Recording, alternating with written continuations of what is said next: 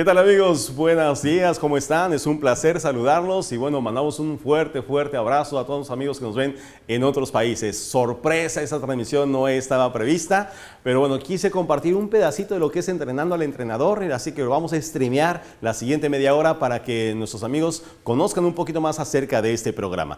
Y bueno, bienvenidos a los amigos que tenemos aquí en el estudio. ¿Cómo están? ¿Bien? ¡Bien! Eso, que se escuche, ¿no? Bueno, y bueno, durante 3 días hemos visto muchas técnicas importantes acerca de cómo podemos tener mayor llegada con nuestra gente, mayor poder de influencia con las personas con las cuales nosotros compartimos cualquier tipo de proceso, sea una charla, sea una conferencia, sea un curso de entrenamiento, y creo que todo tiene que ver con la capacidad que nosotros tengamos para generar esa conexión, la conexión que tenemos con nuestros participantes, y desde luego que todo tiene que ver con la comunicación adecuada para que podamos dejar ese mensaje no solamente en la mente, sino en el corazón de las personas. Desde hace varios años que vengo practicando la programación neurolingüística como una de las disciplinas quizá más importantes que nos ayudan a generar esa conexión. Y mucha gente me pregunta, Manuel, ¿qué cosa es la programación neurolingüística? ¿Alguien sabe qué es eso? Bueno, por sus caras de autogol se ve que no, ¿verdad? Y bueno, la programación neurolingüística es una disciplina que nace en 1974 en la Universidad de Santa Cruz, California, con 2 grandes investigadores, John Grinder y Richard Bandler. En aquella época, Grinder y Bandler, los 2 doctores que formaron parte de la co-creación de la PNL, por sus siglas en inglés, se reunieron para tratar de investigar cuáles eran las características que distinguían en aquel entonces a los terapeutas más importantes que de alguna forma pues tenían gran influencia con sus pacientes.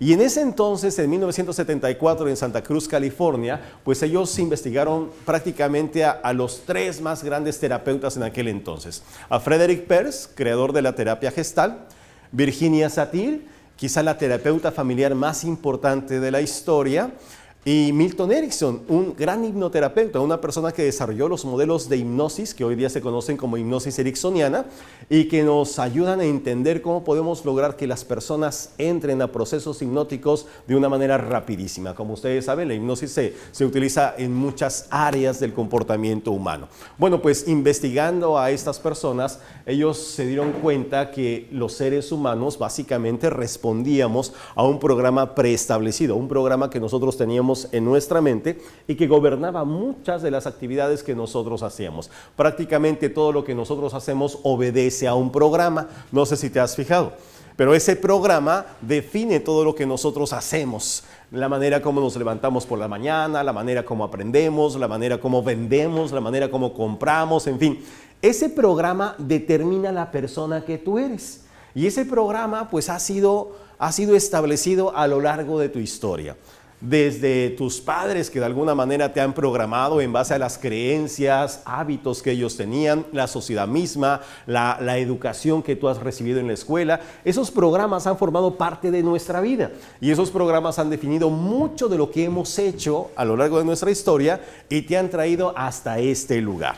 Así que si hay algo que no te gusta en tu vida, pues entonces tendremos que cambiar el programa que tenemos para poder cambiar lo que hacemos y de esa manera alterar las cosas que nosotros tenemos. Por eso le llamaron programación neurolingüística. Fíjate qué interesante. Y si yo trato de describir a la programación neurolingüística, con mucha gente me dice, oye, ¿qué cosa es la PNL? Bueno, como los mismos doctores Grinder y Bandler lo definieron, la programación neurolingüística es el estudio de la estructura de la experiencia subjetiva. A ver, repítelo. El estudio de la estructura de la experiencia subjetiva. ¿Y qué es eso? O sea, en cristiano, ¿qué es eso de el estudio de la estructura de la experiencia subjetiva? Bueno, si desglosamos la definición, a mí siempre me gusta hacerlo para poder rescatar esas palabritas que nos ayudan a entender mejor esa definición. Decimos que el estudio, bueno, detenernos, analizar, ir al fondo de los hechos, eso es estudiar. ¿Qué cosa? La estructura, la manera como yo ordeno la información en mi mente, que finalmente ahí es donde guardamos toda esa información, y esa información está basada en nuestra experiencia subjetiva. ¿Qué significa? Que es de cada quien. Bien, por eso la misma experiencia no puede formar parte de la misma realidad de las personas. Por ejemplo, Ivonne piensa de una manera muy diferente que como lo podría hacer Joana, y Joana piensa de una manera muy diferente que como lo podría hacer Rommel o Raúl. ¿Por qué? Pues porque venimos de lugares diferentes, hemos nacido en diferentes cunas, nos han educado de manera diferente, por lo tanto la forma como estructura la información no podría ser igual uno al otro.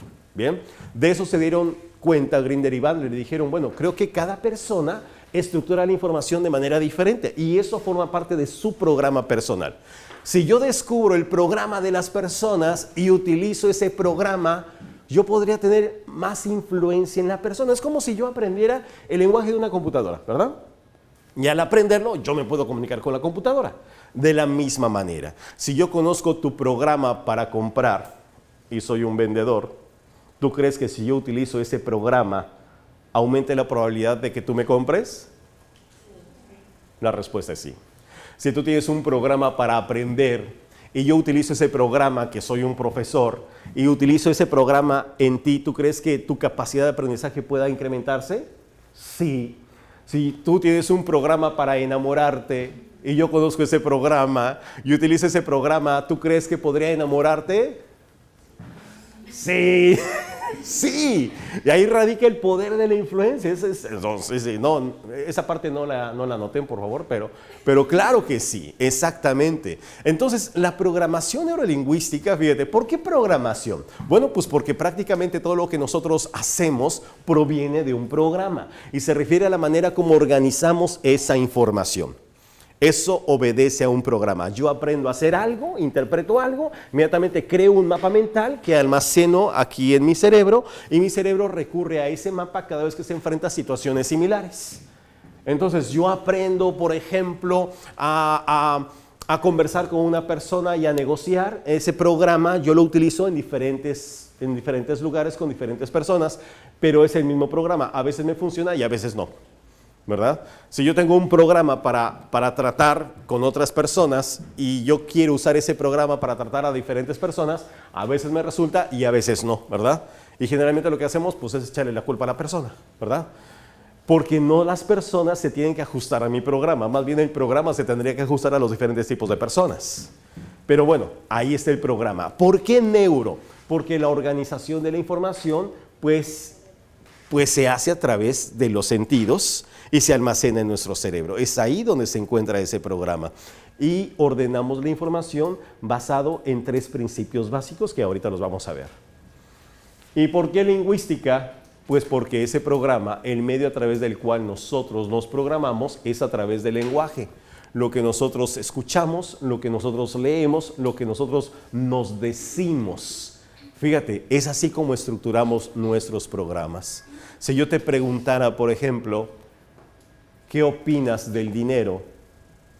Y cada quien me diera su opinión con respecto al dinero, podríamos aprender muchísimo del programa de esa persona.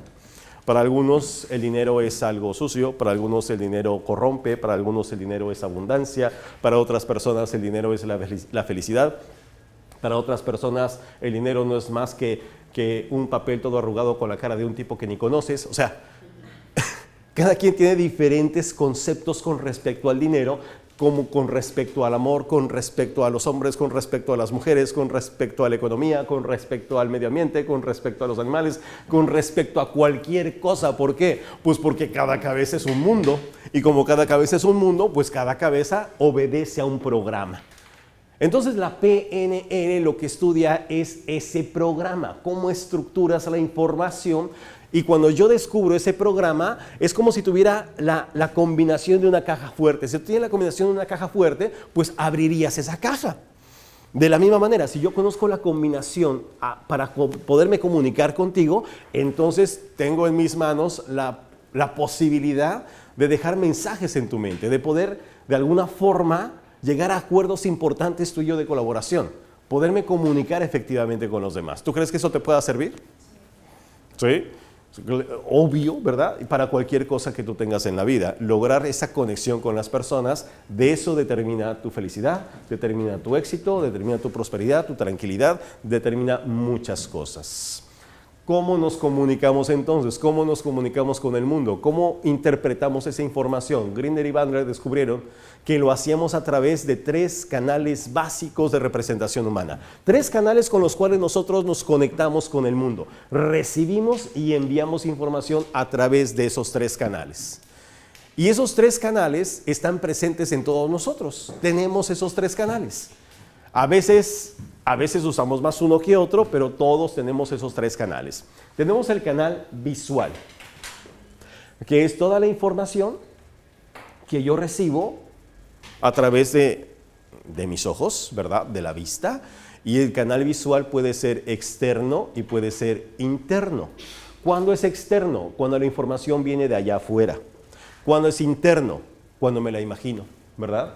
Cuando tú te imaginas cosas, creas las imágenes en tu mente, no las estás recibiendo de allá afuera, las estás creando dentro de ti. Por eso tenemos canal externo e interno. Tenemos el canal auditivo, que es toda la información que yo soy capaz de escuchar.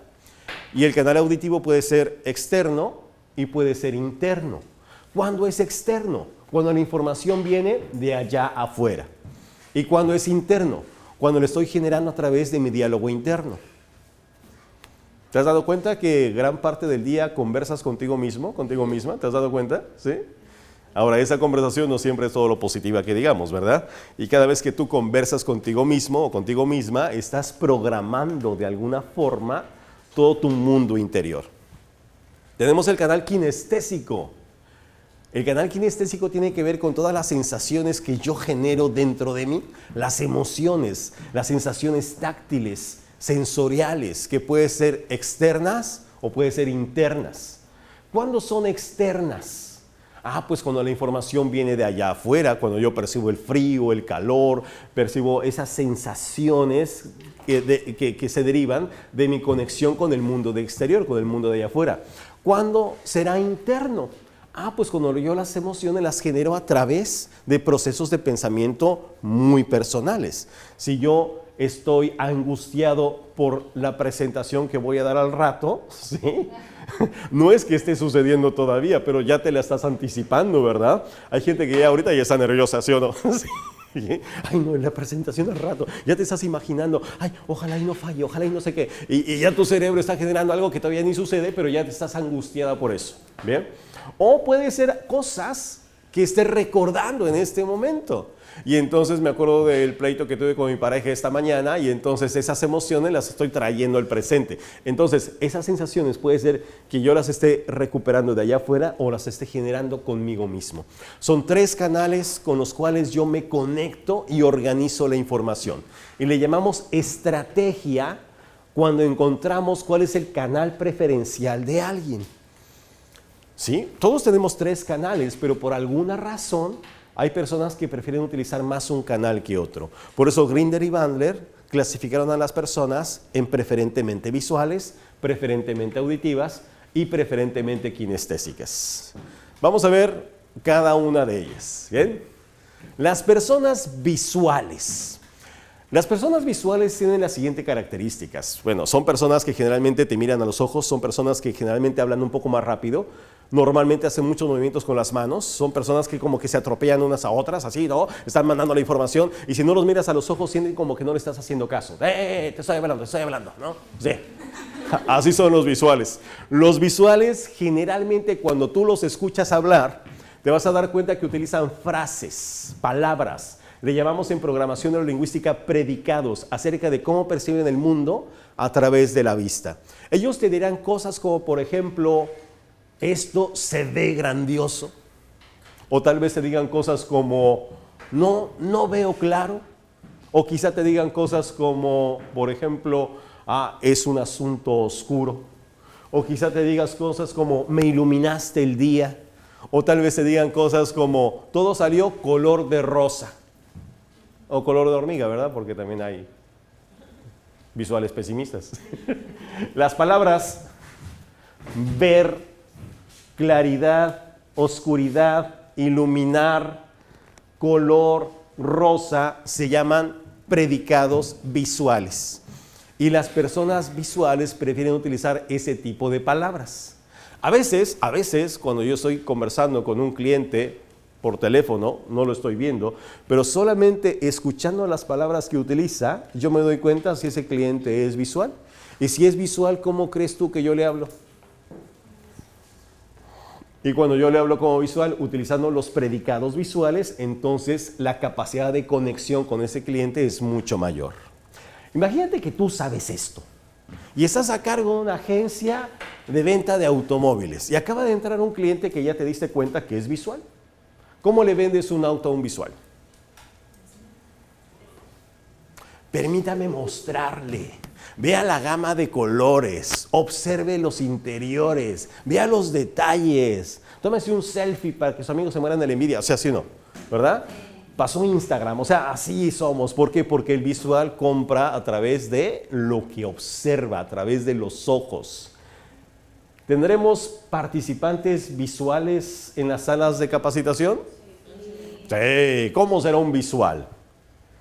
Generalmente es una persona que aprende mejor leyendo o viendo la información. O sea, el visual necesita estar conectado con la información, necesita tener las notas, las diapositivas. Obviamente, lo que está en pantalla le atrapa, ¿verdad? Es bien importante. Es más, el visual siempre toma notas. Es más, llega a su casa y las pasa en limpio, ¿verdad? Porque le encanta estar ahí, ver lo que va a aprender. Un visual, por ejemplo, es una persona que prefiere observar las diapositivas que escuchar al instructor. Si yo digo algo importante, pero no está puesto en la diapositiva, al visual se le olvida, porque su estrategia es a través de lo que observa. Un visual, por ejemplo, es una persona que toma notas para leerlas después, como ya comentaba, ¿no? Y entonces siempre está conectado con la información que está observando. Un visual tiene la capacidad de entender mejor figuras, gráficos, recuadros, tiene lo que se le llama memoria fotográfica.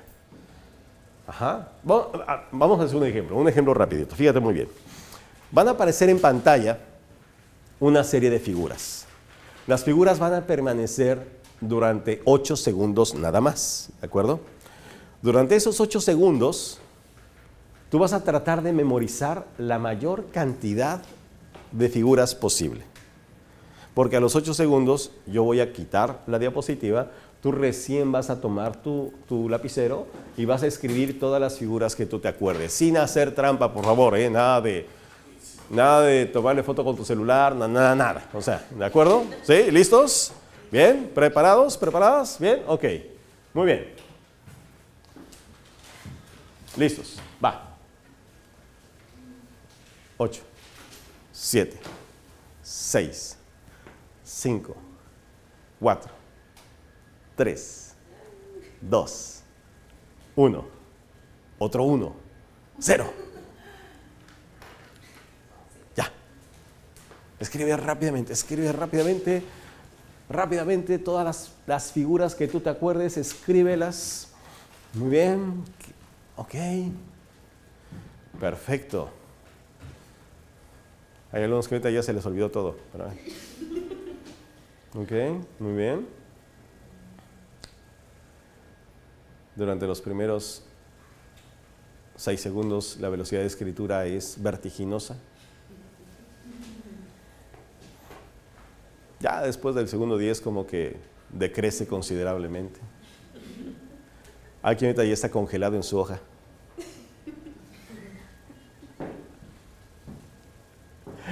Alguien ya está buscando las figuras en el techo.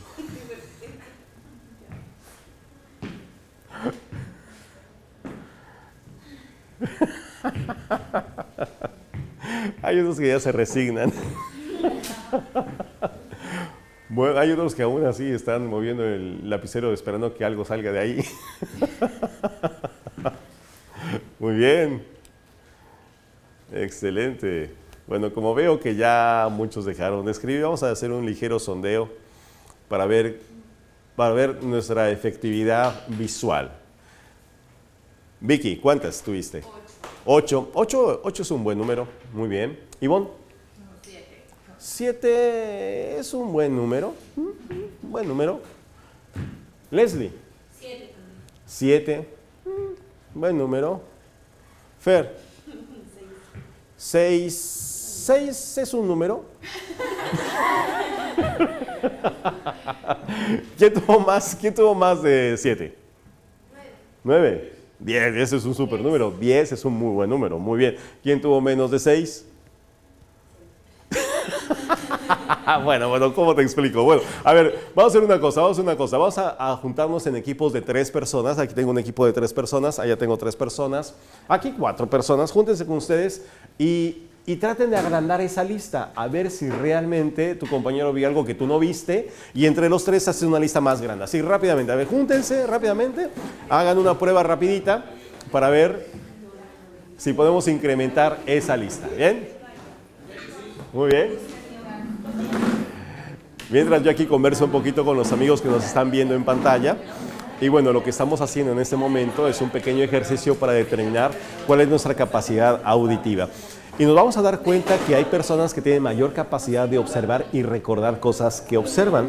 Normalmente a mí, por ejemplo, me pasa que de pronto conozco personas y después ya no recuerdo dónde las conocí o dónde las vi. O de pronto, oye, ¿por qué no saludaste a fulano? Pues es que no me acordaba que ya lo conocía. Y esa capacidad visual es lo que determina en muchos casos el que nosotros no solamente nos acordemos de las personas, sino incluso de lugares, incluso también de fechas, de muchas situaciones que a veces se nos escapan porque nuestra estrategia no es precisamente visual. Vamos a ver ahorita y nos vamos a dar cuenta cómo aún en equipo hay personas que tienen mayor capacidad que otras para poder recordar esas imágenes. Vamos a verlo. ¿Listos? Muy bien. ¿Cuántas? 16, ok, 16. A ver, allá atrás, ¿cuántas? Muy bien. Ya está, ya tenemos 16 acá. ¿De ese lado? ¿Cuántas? 17. 17, 18 figuras. Allá atrás, ¿cuántas? 19. Acá 16, acá 19. Bueno, es que también son más, ¿no? A ver, acá. Chicas, ¿cuántas? 19. 19. Muy bien, ok. A ver, voy a volver a poner las figuras, a ver cuáles les faltaron o cuáles inventaron, porque también se dan casos. A ver, ahí está.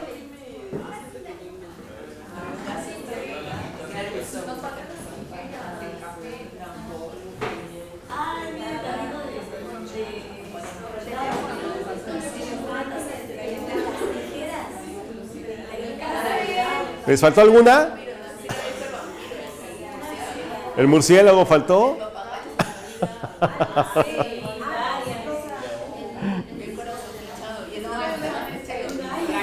Y bueno, ya te diste cuenta que hay compañeros que tuvieron mayor capacidad de recordar cosas, ¿verdad? O sea, unos que cooperaron con 10, ¿verdad? Uy, qué bárbaro. Y otros, tú viste 3 y 2 estaban mal, no puede ser, pero así es.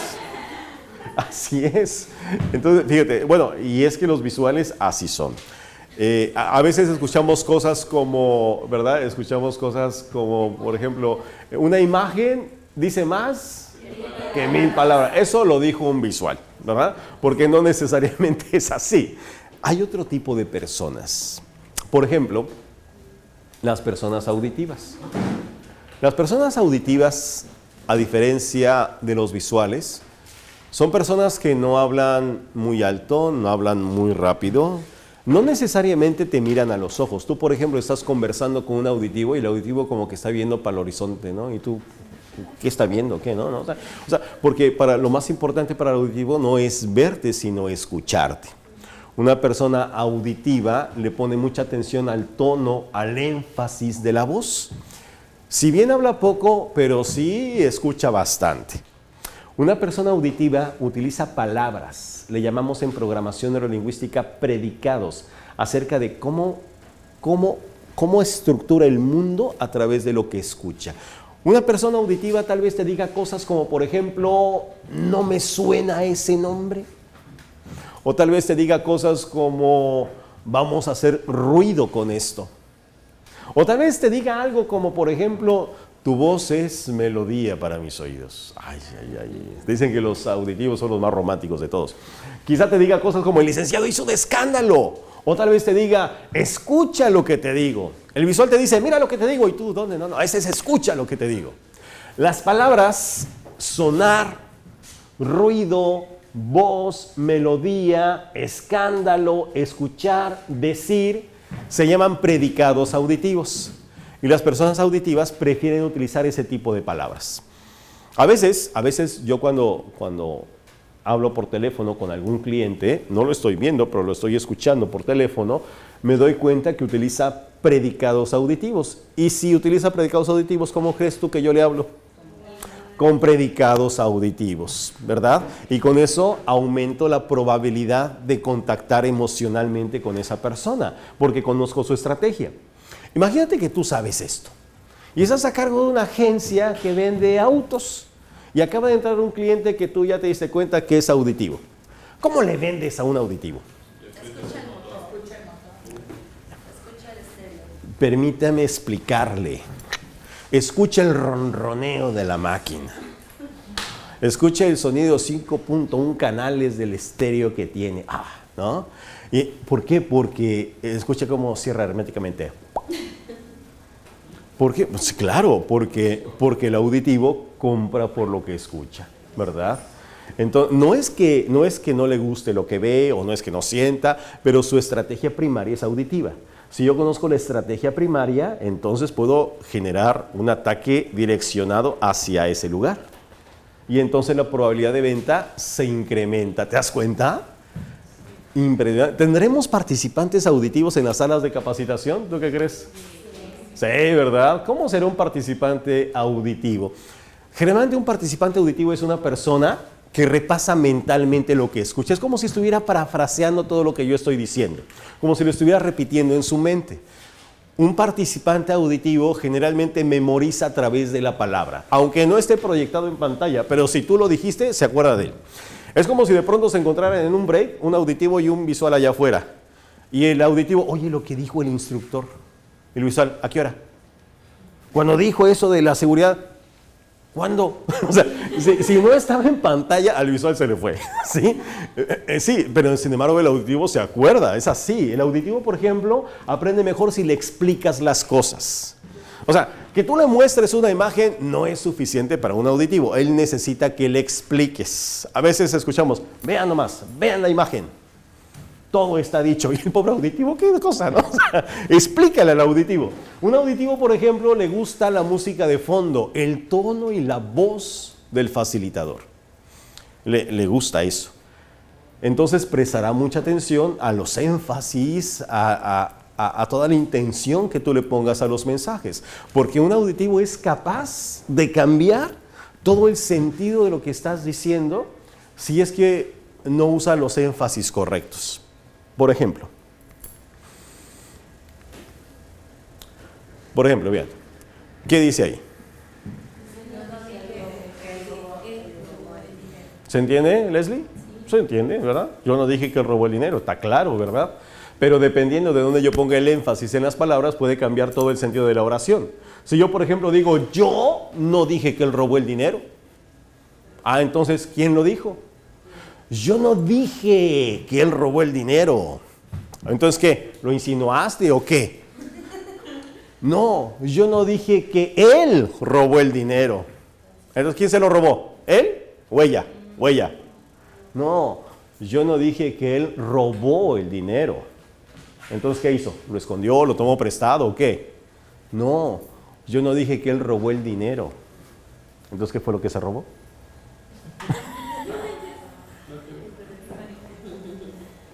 ¿Te das cuenta? Cómo el énfasis que yo le pongo a las palabras determina absolutamente todo. Y a veces si yo cambio un poquito la intención o el énfasis, cambia todo el sentido. Por eso a veces en las empresas, en las organizaciones donde a veces colaboramos, escuchamos cosas como, ¿enviaste el mensaje? No. ¿Que era urgente? Era urgentísimo. Pues como lo dijiste así nomás, no pensé que urgiera. O sea, por favor, ¿no? Y sí, a veces sucede, ¿sí o no? Pasa. De repente te das cuenta que la intención, el énfasis o la forma que tú utilices para hablar determina todo. Entonces hay que tener mucho cuidado con eso. ¿Ven? Hay otro tipo de personas, las personas kinestésicas. que es la tercera persona que nos falta. La persona kinestésica es una persona, vamos, más desgarbada, o sea, que es un poco más informal. La persona kinestésica es una persona que busca la comodidad física. Por ejemplo, tú te das cuenta en una sala de capacitación cuando llega un kinestésico, ¿no? Hay gente que lo primero que le importa es saber a qué hora viene el break, o sea, es así, ¿no? Que ya llegaron los sandwichitos, así es el kinestésico. Un kinestésico, por ejemplo, generalmente sus aspectos negativos es un poco desordenado. Tú, por ejemplo, ves aquí, en esta sala de capacitación, y ve los lugares de cada quien. Hay quien tiene los lugares así bien ordenaditos, todo en su sitio y todo, y hay otros que parece que pasó el huracán Katrina por ahí, ¿no? Pero así son. Es más, tú llegas a veces así, ¿no? Y te das cuenta, llegas así con, ¿no? Así como, ¿no? Y llega el visual, ¿no? ¿Quién vino? Eso estaba así y ahora alguien vino. ¿Y quién crees que le movió el kinestésico? No, es el primero que pierde las cosas. ¿Alguien ha visto una libreta? Es el primero que pierde las cosas. Generalmente es así, todo dicharachero, se mueve mucho, le gusta el contacto físico, le encanta, ¿no? Decimos, trabajo en equipo, y el kinestésico, a ver con quién me toca, ¿no? Y el azul, ¿no? Y el visual, ¡ay, otra vez ahí va! Ya me había yo acomodado, ¿no? O sea, porque no le gusta moverse, así es. Sí, así es. Un kinestésico, por ejemplo, si tú lo escuchas hablar, te vas a dar cuenta que utiliza palabras, frases, le llamamos en PNL predicados, acerca de cómo le impactan las cosas.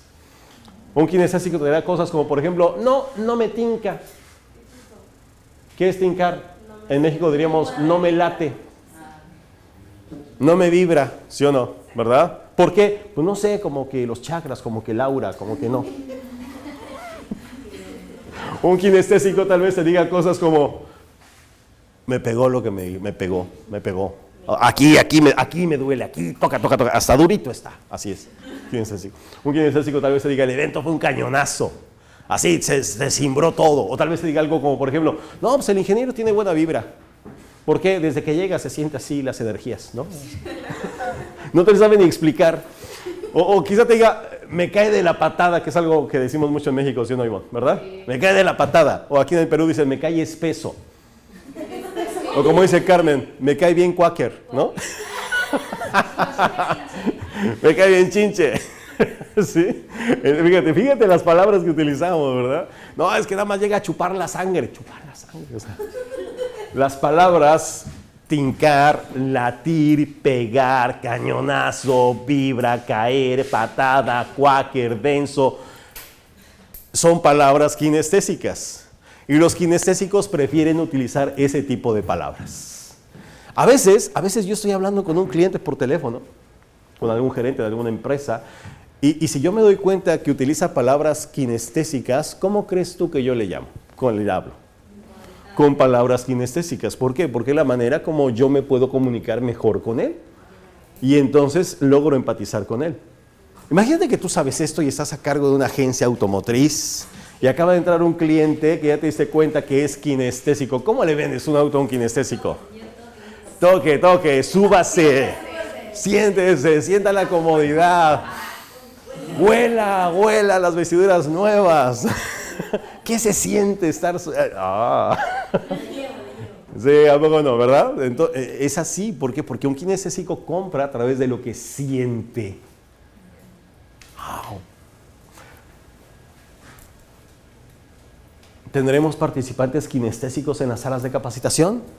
Sí, desgraciadamente. ¿Cómo será un kinestésico? Un kinestésico, ya vimos que pierde las cosas, pero un kinestésico, su aprendizaje es más lento, pero es más profundo. O sea, no aprende a la primera, o sea, no porque no tenga la capacidad, sino porque su estrategia es diferente. Por ejemplo, el visual, con que le muestre es suficiente. El auditivo, con que le explique es suficiente. Pero el kinestésico aprende a través de las dinámicas. Es lo que le encanta. ¿Sí? Si ya pasó media hora y no hay dinámicas, y el kinestésico ya se empieza a desesperar, ¿no? Y está haciendo avioncitos de papel, o sea, ya está haciendo otras cosas. Así es el kinestésico. Un kinestésico, por ejemplo, le gusta el movimiento, la cercanía física, le gusta conocer gente. Se sube a un bus de Lima a Piura y baja con los WhatsApps de todo, hace un grupo de WhatsApp del bus. ¿Sí? Porque le gusta estar con las personas. Los visuales, el auditivo no, el auditivo se sube al bus y se hace el dormido hasta Piura, así es.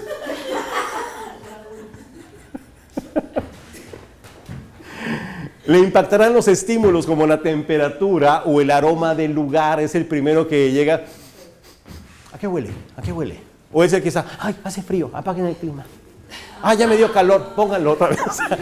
Nunca está contento el kinestésico. ¿Conocen algún kinestésico? Sí. Sí, claro que sí, ¿no? Entonces, amigos, fíjate nada más qué interesante es todo esto, porque a veces no nos damos cuenta de que las personas con las cuales nosotros compartimos en nuestra vida diaria, ya sea en los negocios, en nuestras empresas o en nuestra casa misma, pues tenemos diferentes canales de comunicación. Entonces, fíjate qué importante es esto, porque a veces no nos percatamos realmente del trato que tenemos con la gente. Por ejemplo, no sé si pase aquí, me imagino que sí pasa en el Perú, ¿verdad? Pasa mucho en México, ¿no? Por ejemplo, cuando tú estás de enamorado, de novio, aquí se dice enamorado, en México es de novio, ¿verdad? ¿A quién está casado? Levante su mano. Okay. No. Bueno, nótese el rostro, ¿no? Eso deja secuelas, ¿verdad? Eso deja secuelas evidentes. Pero cuando uno está casado, cuando uno está de novio, las cosas son de una manera y ya que te casas como que cambia. ¿Sí o no? ¿Sí o no? Cuando tú estás de novio, ¿no? ¿Cómo te vistes? Que tu ropa combine. Zapatos, bueno, hasta te bañas, ¿sí o no? O sea, buscas verte bien, ¿verdad? O sea, verte bien, mejor que bien. O sea, canal visual, check, check. ¿Cómo le hablas? Chiquita, cosita, cholita. Tus ojos son como dos luceros. Ay, hasta poeta te vuelves, ¿sí o no? ¿Sí? Yo tengo un amigo de México que es así. Espérate, le voy a hablar a mi chava, ¿no? Bueno. Te derrite con la voz, ¿sí o no? ¿Verdad? O sea, canal auditivo, check. ¿Cómo la tratas? ¿No? Cachetito. Véngase para acá, mija, ¿no? Chocolatito en la boca. Póngase la chaqueta que no le dé frío, mija. ¿Sí o no? Ya verás mi vida cuando te quedes dormidita con tu cabecita de ángel aquí en mi brazo. Ya que te casas, quita la cabezota que se me durmió el brazo, ¿no? O sea, canal kinestésico, check. ¿Qué significa? ¿Qué significa? Bueno, que cuando tú estás de enamorado, que estás de novio, es un ataque cruel, frontal, descarado y directo a los tres canales de representación. Pa, pa, pa, pa. Le echas a la marina, al ejército, ¿no? Habías... No se te escapa por ningún sitio, echas toda la carne al asador, te entregas completamente. Resultado, ¿sí o no, Raúl? Redondita, ¿sí o no?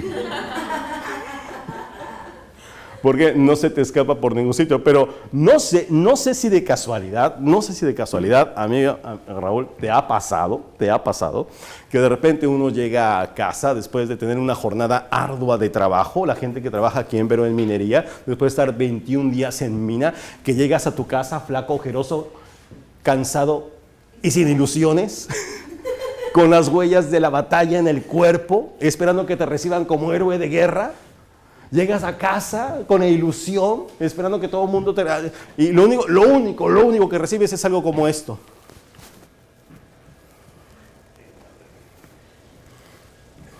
Y nosotros, como hombres, rápidamente nos damos cuenta. Dicen que las mujeres tienen un sexto sentido. Nosotros tenemos 18 y no alardeamos. Nos damos cuenta inmediatamente de las cosas, percibimos, nuestro sentido arácnido se activa, sabemos que algo está mal. Así que nos acercamos con cautela, elaboramos la pregunta correcta, certera, precisa, que llegue al punto exacto para extraer la información necesaria y poder contraatacar de una manera contundente. Llegamos y decimos cosas como, ¿qué tienes?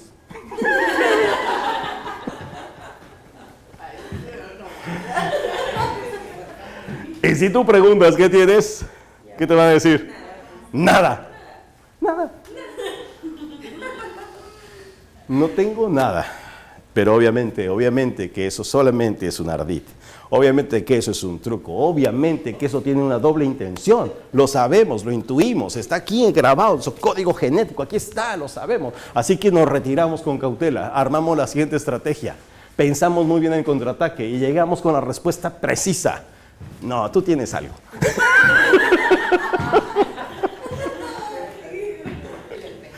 No tengo nada. Y tú, pero pues es que no, o sea, tú no eres así. ¿Qué, que tengo que estar riéndome todo el día o qué? No, pero es que ya que tienes, que no tengo nada. Y así te la tienen, ¿no? 2, 3, 4 días. Hasta que al 5.º día te la sueltan. Es que tú ya no me quieres como antes. Ay, ya te la dijeron. Ya sí, seguro, ¿no? Tú, pero mi vida, ¿no ves todo lo que hago por ti? ¿No ves todo el esfuerzo que yo hago? O sea, ve esta casa, ve la 4x4 allá afuera. O sea, me esmero, ¿verdad? ¿Qué no ves? Y ella te dice, sí, pero ya no me dices lo que me decías antes. Y tú esforzándote por demostrar, ella lo que quiere es escuchar o sentir.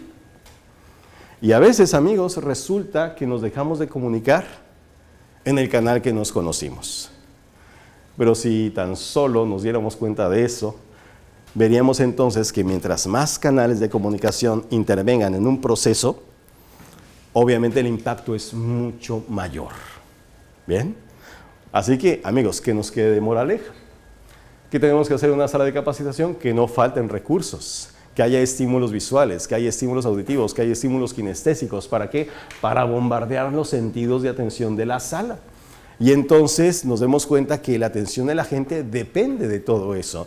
Si yo soy solamente un conferencista o un instructor visual, bueno, pues conectaré con el 33.3% de la sala y el otro 66.6% se me escapará, ¿verdad? Si yo soy solamente un instructor kinestésico, pues conectaré con los kinestésicos, pero los auditivos se van a desesperar, ¿verdad? Entonces tenemos que ser un poquito de todo. Hay gente que luego como que entra en una crisis existencial, ¿no? Manuel, pero yo que soy visual, auditivo, kinestésico, ¿qué algo? Tranquilo, tranquilo. Yo creo que tienes que ser un instructor multicanal. Así que en esa presentación tendremos estímulos visuales. ¿Tú qué crees? Luces de colores, ¿no? Proyección de pantallas, tú mismo eres un estímulo visual a través de tus gestos, de tus movimientos. ¿Tendremos estímulos auditivos? La música que empleo, ¿verdad? El tono de voz que yo hago, o sea, todo eso también jala la atención. ¿Habrá estímulos kinestésicos? Claro que sí, las dinámicas y todo lo que nosotros hacemos para que realmente te sientas conectado. Es por eso que un proceso de entrenamiento puede tener un alto grado de impacto cuando tú empleas 3 canales. ¿Bien? ¿Qué tal? Así que lo que yo quiero ver en sus presentaciones es ver esos 3 canales evidenciados para que entonces tu presentación sea contundente. Así que, amigos, ha sido un enorme placer haber estado con ustedes estos 30 minutos, un poquito más de 30 minutitos con todos ustedes, pero fue muy grato realmente conectarnos.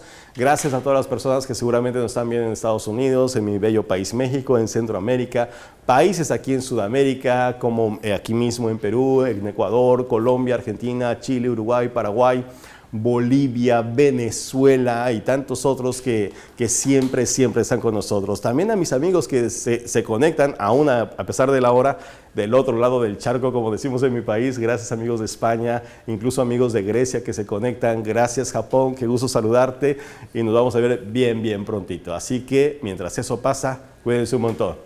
Éxito cuántico. Gracias.